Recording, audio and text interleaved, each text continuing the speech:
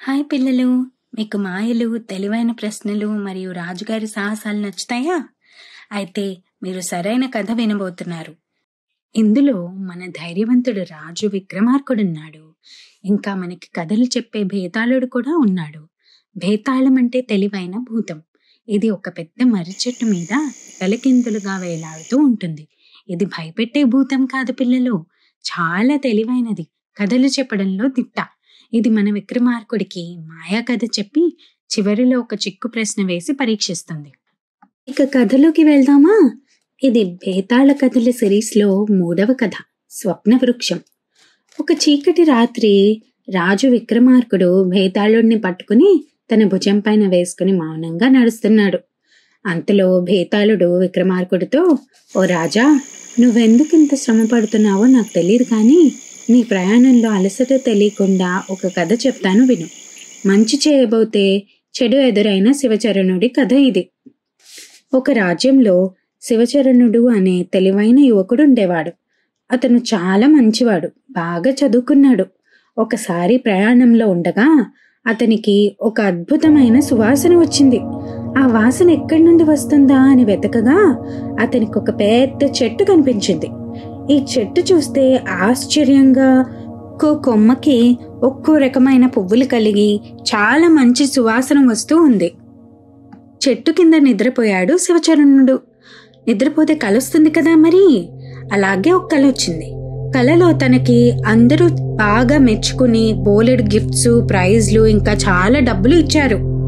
కొన్ని రోజుల తర్వాత ఒక కాంపిటీషన్లో గెలిస్తే కలలో జరిగినట్టుగానే బోలెడన్ని ప్రైజ్లు, గిఫ్ట్లు, డబ్బులు వచ్చాయి.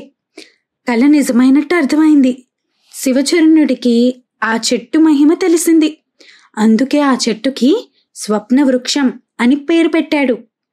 ఈ చెట్టు మహిమ రాజుగారికి తెలిస్తే రాజ్యానికి మేలు జరుగుతుంది అనుకుని కొన్ని పువ్వులు తీసుకుని రాజుగారి దగ్గరికి వెళ్ళాడు.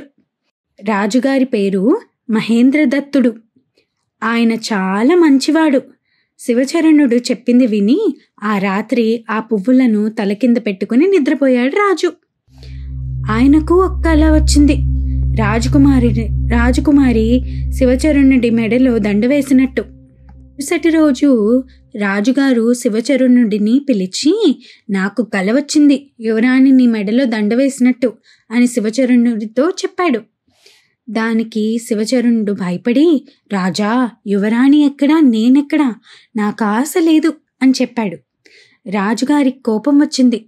నువ్వేదో మాయ చేసి ఆ కల వచ్చేలాగా చేశావు. నన్ను మోసం చేసి నా కూతుర్ని పెళ్లి చేసుకోవాలనుకుంటున్నావు. నిన్నిప్పుడే చెరసాలలో వేయిస్తాను. చెరసాల అంటే జైలు అని జైల్లో పెట్టించేశాడు. పాపం శివచరణుడు మంచి చేయబోయి జైలు పాలయ్యాడు. 1 నెల గడిచింది. రాజుగారు తన తరువాత రాజు ఎవరా అని ఆలోచిస్తుండగా వారి రాజ్యం రూల్ ప్రకారంగా ఏనుగు ఎవరి మెడలో అయితే దండ వేస్తుందో వారే రాజు అవుతారు. ఈ సందర్భంగా జైల్లో ఉన్న వారిని విడుదల చేశారు.